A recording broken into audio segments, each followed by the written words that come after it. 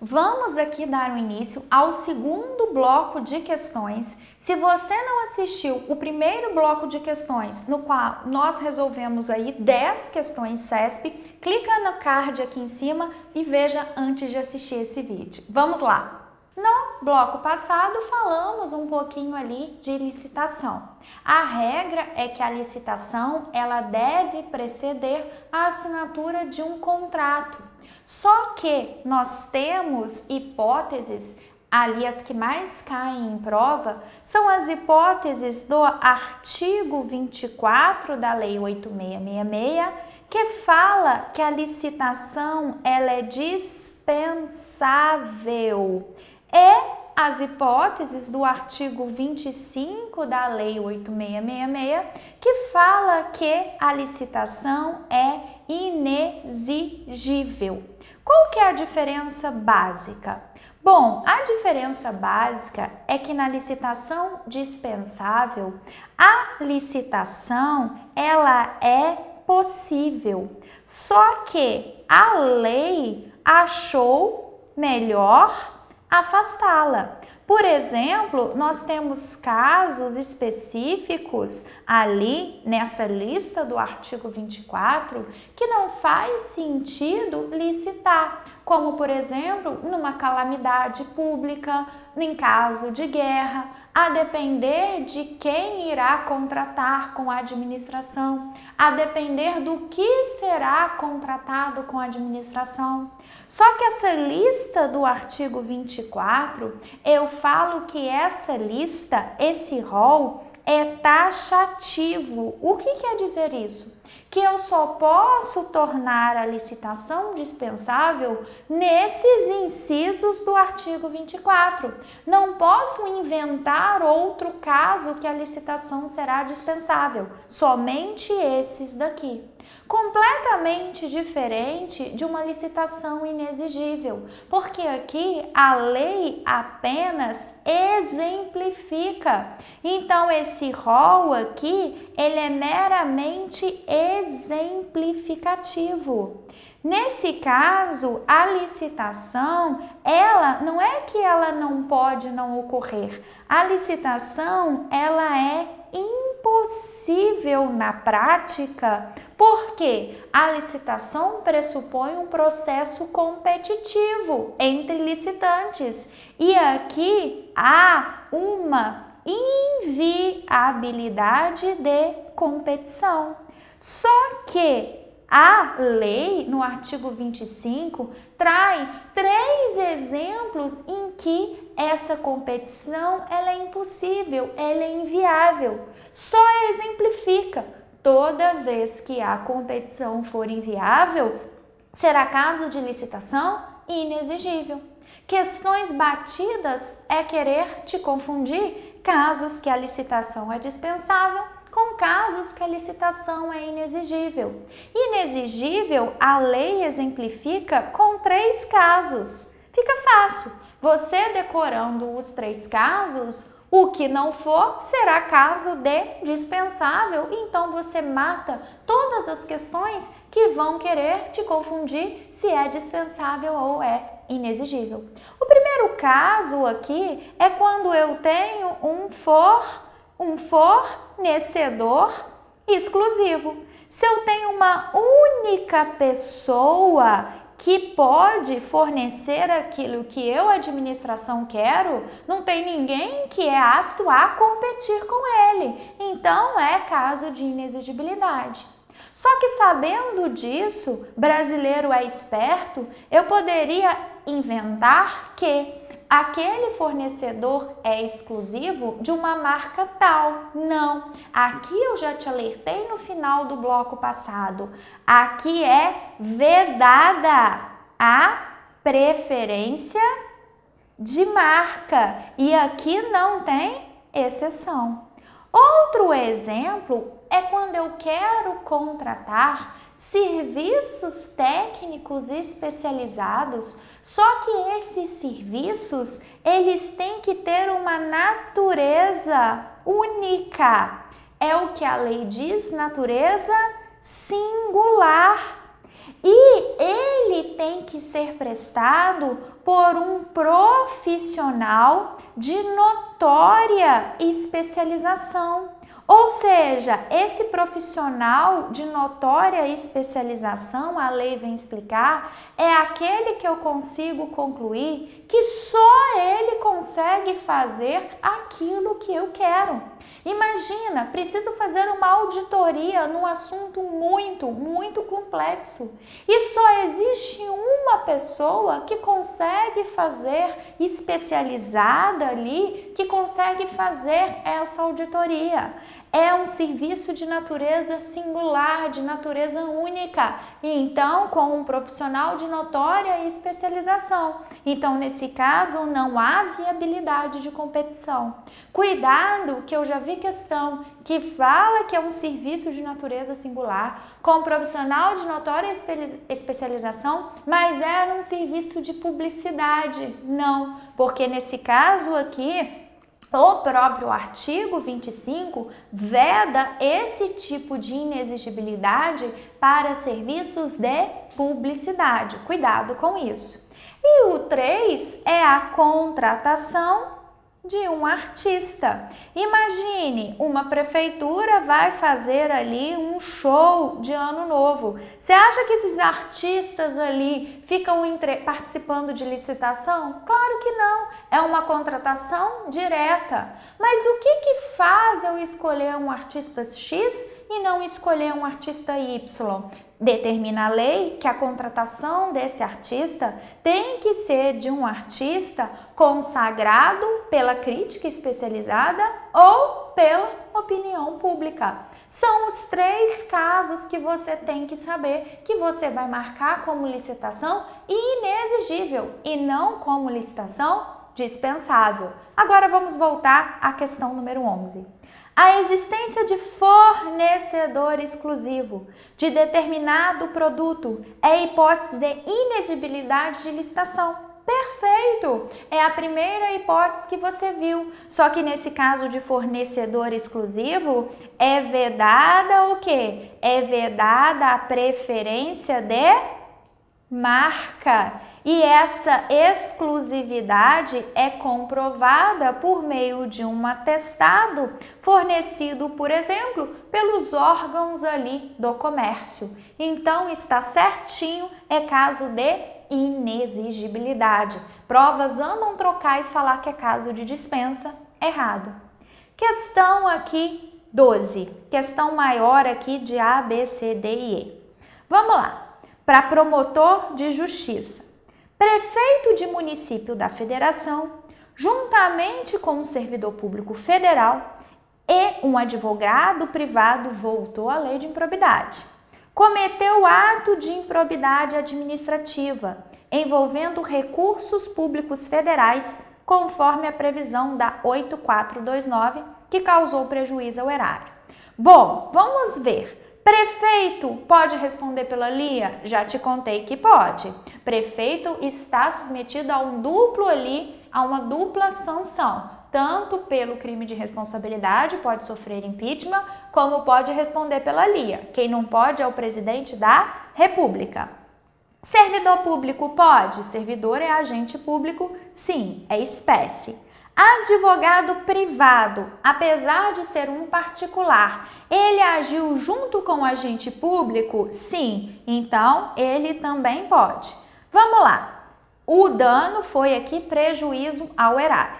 Na situação hipotética, o prazo prescricional para o ajuizamento de improbidade administrativa, vamos lá. Nesse caso aqui, eu tenho o prazo prescricional. Prazo prescricional é um prazo que tem que ser observado para poder aplicar uma sanção. Passou esse prazo, não pode já a administração, o Poder Judiciário, punir ninguém porque prescreveu. Você vai ver que o prazo prescricional na lei de improbidade é de 5 anos. 5 anos A diferença é de quando eu vou começar a contar. Ali, 5 anos, se for um servidor efetivo, vai ser o prazo usado para as penas ali com demissão, que se você for para um servidor efetivo, também é federal, da 8.112, também é de 5 anos. Mas o ponto da questão aqui é quando eu vou contar para, por exemplo, o prefeito. O prefeito, ele exerce mandato. Nisso vem uma jurisprudência que determina que esses 5 anos são contados do término do mandato. Só que há possibilidade de reeleição. Então imagina só, eu sou prefeita, cometi um ato de improbidade administrativa no meu primeiro ano de mandato. Mandato de prefeita é 4 anos. Sei que esse prazo de 5 anos começa a contar do final do mandato. Só que eu já emendei no novo mandato, eu fui reeleita. Nesse caso, vai contar de quando? O Supremo Tribunal Federal, que apesar ainda de meu ato de improbidade ter sido cometido no primeiro mandato, a prescrição só começa a contar do término do último mandato. Então vamos analisar as assertivas. Iniciará, no caso do prefeito e do servidor público federal, a partir da prática do ato? Não, aqui, no caso do prefeito, é do término do mandato. Será imprescritível? Não. A única coisa que é imprescritível, ali pode ser imprescritível, é as ações de ressarcimento ali ao erário, o ressarcimento, mas mesmo assim o STF decidiu que quando nesse caso o agente agiu com dolo, cuidado, decisão recente. Iniciará, no caso do prefeito, após o término do primeiro mandato, ainda que seja reeleito? Não, questão que trouxe jurisprudência. Nesse caso, se ele for reeleito, vai começar do término do segundo mandato. Iniciará, no caso do prefeito, após o término do segundo mandato, se ele tiver sido reeleito para o mesmo cargo. Questão linda, questão que fala de jurisprudência. Apesar de ter sido aqui num cargo mais pesado, com certeza essa questão vai se repetir em diversos cargos ao longo do ano e até dos próximos anos. Fica atento nisso. Será para o advogado o previsto no servidor? Para o advogado, não. Para o servidor público federal, será o previsto no Estatuto do Servidor Federal, que é do servidor federal, é de 5 anos. Cuidado, então, com essa questãozinha do mandato, porque isso é jurisprudência, isso não está na lei. Vamos agora para a questão 13. Servidor público estadual que no exercício da função pública concorre para que terceiro enriqueça ilicitamente, estará sujeito a responder por ato de improbidade administrativa que, cuidado, aqui o servidor, ele não se enriqueceu ilicitamente. Porque se ele se enriqueceu ilicitamente, ele responde por ato de enriquecimento ilícito. Mas ele concorreu para que outro enriquecesse ilicitamente. Nesse caso, ele vai responder por ato de improbidade administrativa que causa prejuízo ao erário. Você vai ver quem está se enriquecendo ilicitamente. Se foi ele, ele responde por enriquecimento ilícito. Mas se ele concorre para que o outro se enriqueça, prejuízo ao erário. Então, enriquecimento ilícito não, causa prejuízo ao erário. Causa prejuízo ao erário, você sabe que pode ser tanto culposo ou doloso, é a única forma que admite culpa ou dolo. Então, causa prejuízo ao erário, ainda que a sua conduta seja culposa. Cuidado para pessoas, tem muitos vídeos, principalmente no YouTube, que vem trazer técnicas de chute. Cuidado, se técnica de chute funcionasse, ninguém precisava estudar, só aprenderia as técnicas de chute. As pessoas vão falar assim, nossa, responde aquela que repete mais. Olha só, eu tenho 2 que falam que atenta contra os princípios e 2 que falam que é enriquecimento ilícito. Aí você vai falar assim, nossa, prejuízo ao erário é um só, não pode ser. E era a resposta. Cuidado com essas técnicas aqui de chute. 14. Lúcio, conselheiro do Tribunal de Contas Estadual. Então, eu tenho o Lúcio. Pierre, prefeito de um município. E Mário, desembargador de Tribunal de Justiça Estadual, cometeram ato de improbidade administrativa da 8429. Lúcio faz parte ali do Tribunal de Contas, ele é um servidor. Pierre é prefeito. Olha como é que CESP adora saber a quebrar de você se prefeito pode responder por improbidade administrativa. Porque você pensa, se presidente não pode porque pode sofrer impeachment, então prefeito não vai poder. Prefeito pode. Então vamos lá. Na situação hipotética, no âmbito do Poder Judiciário, deverá ocorrer processamento e julgamento em primeira instância. Nossa, questão linda também para você treinar. Vamos ver aqui. Tem um negócio chamado foro por prerrogativa de função. O que é esse tal de foro por prerrogativa de função? É o que você fala aí de forma técnica, o tal do foro privilegiado que todo mundo sabe que é. A regra é que os mortais começam a responder por um processo aqui em primeiro grau, em primeira instância, perante um juiz singular que vai proferir aqui uma sentença.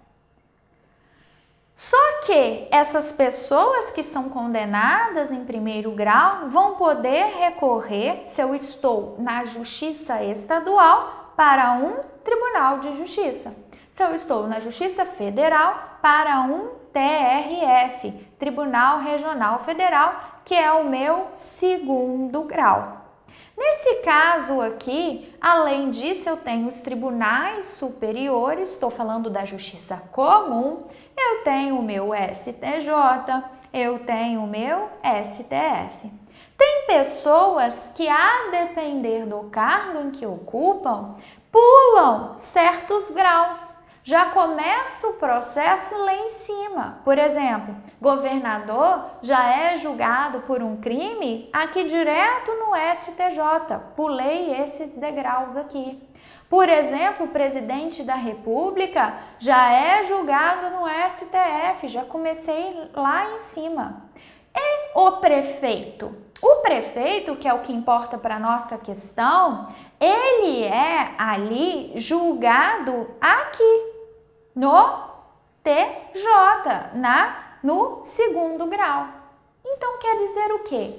Que na ação de improbidade administrativa, o prefeito, ele começará a ação de improbidade administrativa dele aqui no segundo grau e os demais, os normais, vão começar no primeiro grau?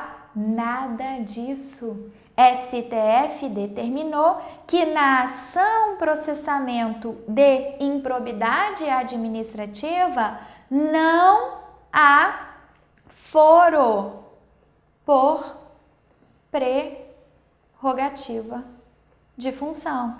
Quer dizer que começa lá de baixo igual para todo mundo. Então, vai começar em primeira instância, em primeiro grau, para todo mundo. Quem que é todo mundo? Lúcio, Pierre e Mário. Muita gente ia ignorar aqui, ia falar que começaria o desembargador do TJ julgado no TJ e iria querer aplicar as regras de competência de foro por prerrogativa de função aqui, e isso não. Foro por prerrogativa de função se aplica quando ele está respondendo por crime, e improbidade administrativa não tem natureza de crime. Cuidado com isso, tudo bem? Então aqui começa no primeiro grau para todo mundo.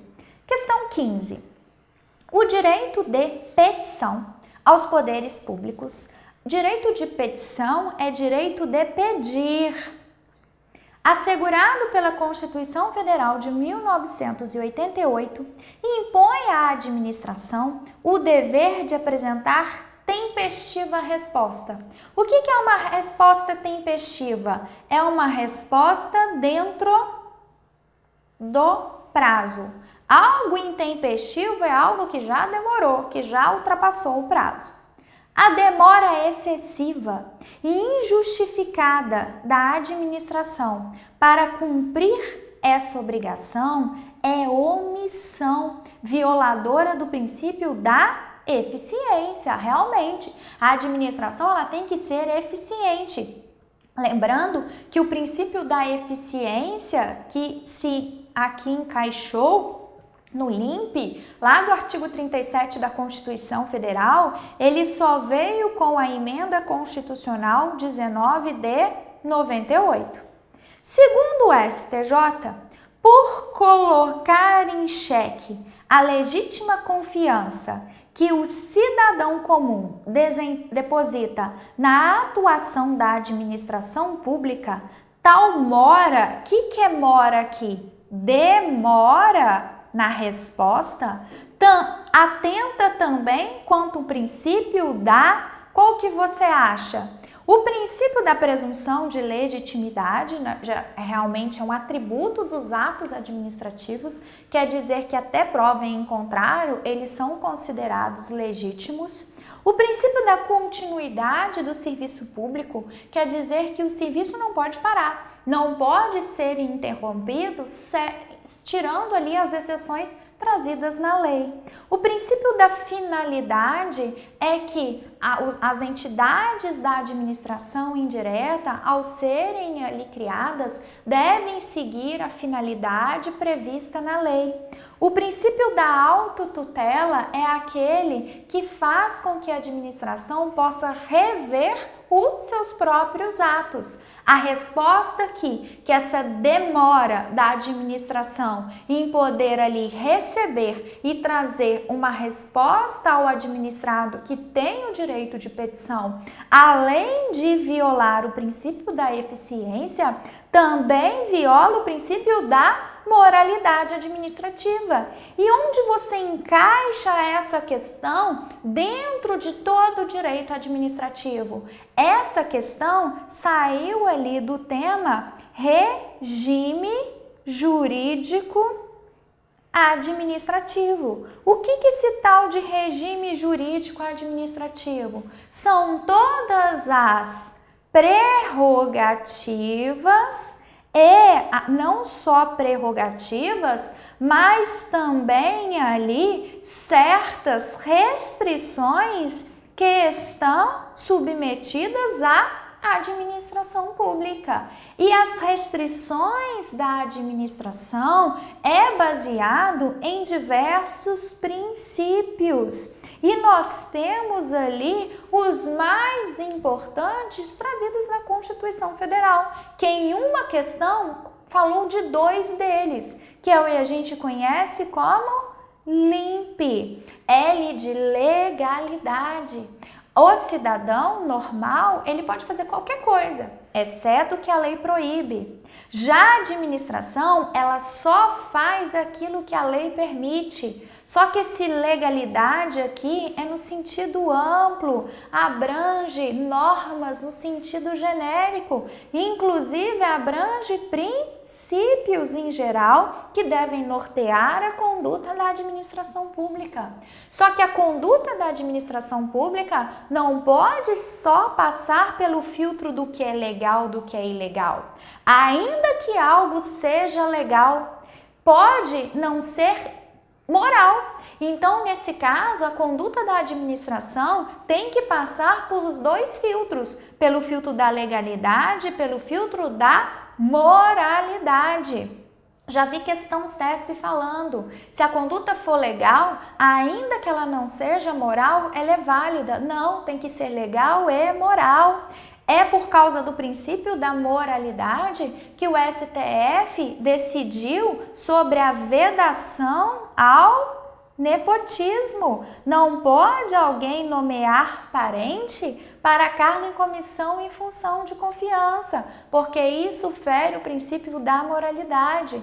Eu também tenho o princípio da impessoalidade. A administração, ao agir, ela não pode favorecer pessoas em detrimento de outras. Como manifestação do princípio da impessoalidade, eu tenho o concurso público, eu tenho a licitação, eu tenho o precatório, que é uma forma que a administração paga as suas dívidas. Eu tenho a proibição de um agente público usar ali de programas para fazer uma promoção pessoal, porque ele não age em nome próprio, ele age em nome da administração que ele representa. Eu tenho o princípio da publicidade, que os atos da administração devem ser públicos para permitir a transparência, para permitir o controle, só que obviamente há exceções quando possa colocar ali prejuízo à segurança nacional. E o princípio que trouxe a questão, que nasceu depois, só veio em 98 com a emenda constitucional 19, que tentou sair daquela administração muito burocrática, que se preocupava com os meios para uma administração gerencial que passou a olhar mais para os resultados, o princípio da eficiência. Mas você tem vários outros princípios que você estuda nesse tópico, regime jurídico administrativo. Com isso, você sabe a resposta da questão 15. Vamos para a questão aqui 16. Continuamos com o tema aqui, com questões de 2020. Com o fim de assegurar a adequação na prestação do serviço e o fiel cumprimento das normas previstas no contrato de concessão. Sim, contrato de concessão é quando a administração pública delega a uma empresa privada a possibilidade de prestar um serviço público. Só que aqui a administração pública, ela delega a esse particular a possibilidade de prestar um serviço público e lucrar com esse serviço público por meio de um contrato. Só que esse contrato chama contrato de concessão. Só que para fazer contrato precisa de licitação. E a lei da concessão fala que nesse caso a licitação é na modalidade concorrência. Vamos continuar aqui. O poder público concedente, que é a administração que delegou, mesmo sem autorização judicial, interveio na concessão, tema que cai muito, intervenção no serviço concessionário, por meio de resolução que previu a designação de um interventor, o prazo de intervenção e os objetivos e limites da medida interventiva. Nessa hipótese, o ato administrativo de intervenção tem vício quanto ao quê? Bom, a intervenção ela é plenamente possível para que a administração tente normalizar, apurar responsabilidades ali daquela empresa privada, só que todo ato administrativo, ele tem requisitos, ele tem elementos. Ele tem, por exemplo, a competência, que também é chamado de sujeito. Para todo ato eu tenho uma pessoa que tem competência prevista em lei para poder ali realizar aquele ato. Eu tenho, por exemplo, a forma. A forma é a roupa daquele ato, como ele deve se vestir. Eu tenho o objeto. O objeto aqui é o ato, o conteúdo do ato em si. Eu tenho um motivo, que são os pressupostos de fato e de direito que levam ali à edição daquele ato administrativo. E eu tenho a finalidade daquele ato, que é sempre ali o alcance do interesse público. Só que você precisaria saber que na lei de concessão, para que haja intervenção nesse serviço, eu preciso que essa intervenção seja feita por meio de decreto. E essa intervenção foi feita por meio de resolução. A forma, o ato, vestiu uma roupa errada, uma roupa inapropriada para o caso. Por isso o vício aqui está no elemento forma, Questão muito comum. Exige de você, na mesma questão, conhecimentos de matérias diferentes. Serviços públicos na concessão e também exige de você ali saber um pouquinho de ato administrativo. Ah, professora, você só está resolvendo questão de promotor de justiça, mas essas questões bem parecidas já caíram em cargos bem mais leves, vai por mim. Questão 17. Julgue os próximos itens com relação à parceria público-privada, as chamadas concessões. O que acontece? Estamos falando de contratos de concessão. Nós temos a concessão aqui comum. O que é a concessão comum? O poder público realiza um contrato de concessão com uma empresa privada. Só que o poder público realiza esse contrato de concessão com a empresa privada, a empresa que se vire para lá. Os riscos do negócio ficam a cargo da contratada, da empresa privada. Ah, mas como que essa contratada vai se virar? Ela vai trabalhar de graça? Claro que não. Só você pensar no serviço de transporte aí da sua cidade. Você paga, é público, mas quem está gerindo é uma empresa privada e você paga para pegar um ônibus? Claro que sim. Você paga uma tarifa. Então, muitas empresas querem participar ali desse contrato de concessão porque são remunerados mediante tarifa do usuário, mas o poder público não passa dinheiro nenhum. Diferente das modalidades de concessão especiais, que são as PPPs. Aqui é uma parceria de fato. Aqui há repartição. Repartição de quê? Repartição de riscos, repartição de dinheiro. E essa PPP pode ser tanto a PPP patrocinada. O que é a PPP patrocinada? A empresa, ela recebe tanto dinheiro público, que vem do poder público, do parceiro público, e é remunerada também pela tarifa.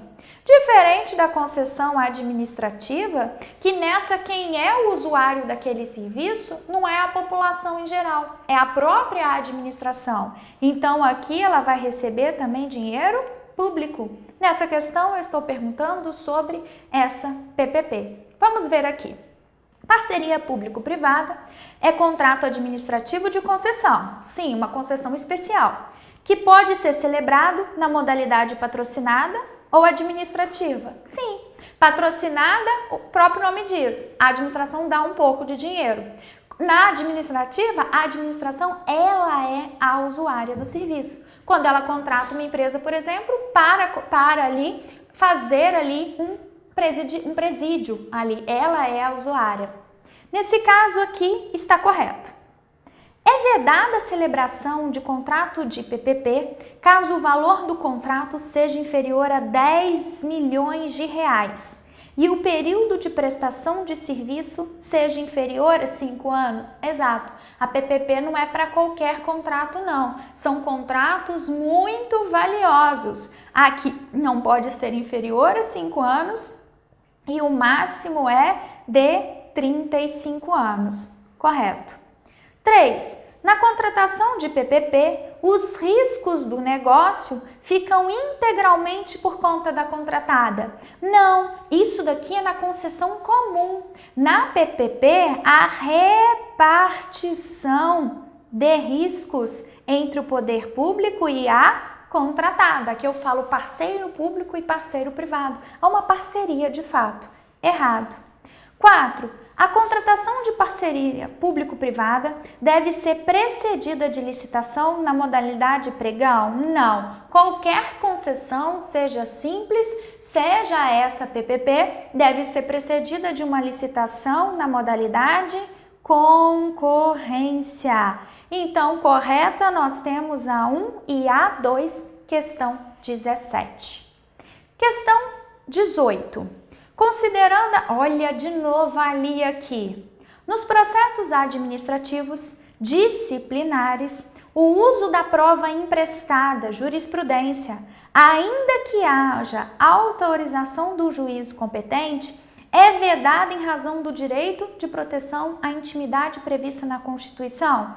Errado. Então aqui, apesar de falar a Lia, não está perguntando dela não. Está perguntando do PAD, de um processo administrativo disciplinar. O que é essa prova emprestada? O que o próprio nome diz. É uma prova que é emprestada. Então eu tenho aqui um processo judicial. A responsabilidade ali de um servidor, ela é independente, ela pode ser penal, administrativa, civil, em regra são independentes entre si. E posso ter um processo administrativo disciplinar, são independentes, as penalidades são independentes.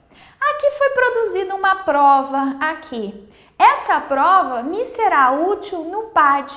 Posso emprestar?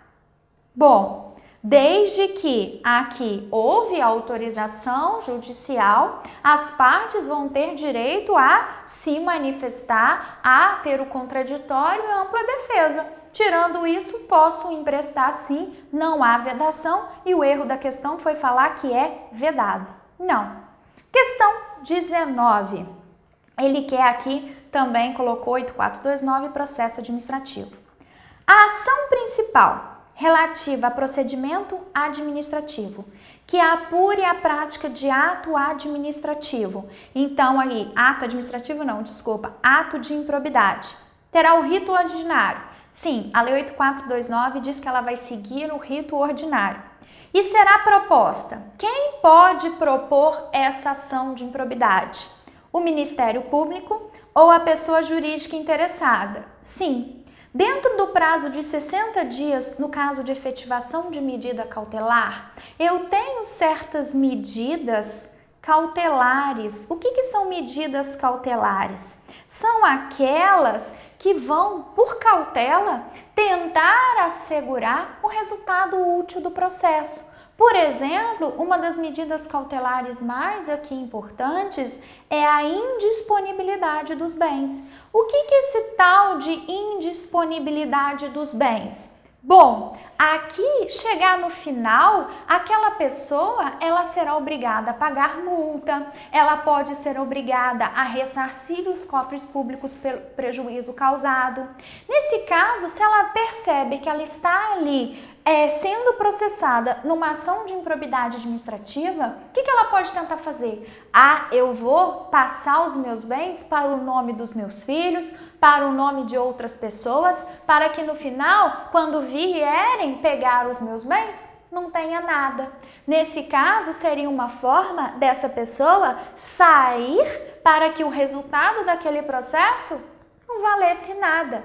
Nesse caso, pode ser pedido que o juiz decrete a indisponibilidade dos bens. Os bens continuam com a pessoa, só que essa pessoa ela não consegue vender, ela não consegue doar, ela não consegue fazer nada com os bens, para que no final assegure um resultado, uma aplicação de uma pena efetiva. Isso é medida cautelar, que se dá antes mesmo de um processo judicial. Só que se for ali, de fato, efetivada essa medida cautelar, eu tenho um prazo ali para propor essa ação. E o prazo aqui não é de 60 dias. O prazo aqui é de 30 dias da efetivação da medida cautelar. Errada a questão. Questão 20. Considerando as disposições aqui, vamos ver. Servidor público que recebe quantia em dinheiro para deixar de tomar providência a que seria obrigado em razão do cargo que ocupa. Por exemplo, policial rodoviário federal que recebe propina para não multar, entre outras sanções, está sujeito a. Sempre quando falar receber dinheiro, perceber vantagem econômica, você vai falar que é a modalidade de improbidade administrativa que gera enriquecimento ilícito. E eu tenho uma gradação de sanção para suspensão de direitos políticos. Começa as maiores com enriquecimento ilícito as médias com lesão ao erário e as mais fraquinhas ali com lesão a princípios, sendo aquela de tributos, pega uma de um e uma de outro.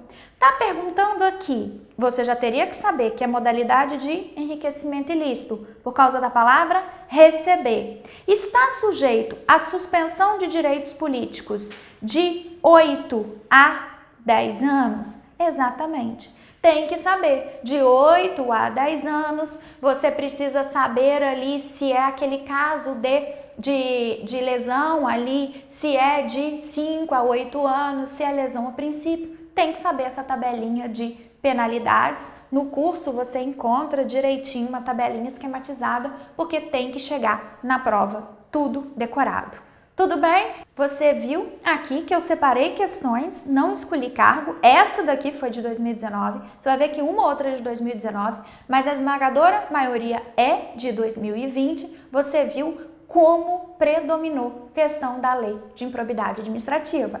E de novo, já fizemos 20 questões, temos 50 para fazer. Você encontra o próximo vídeo aqui do lado e até já!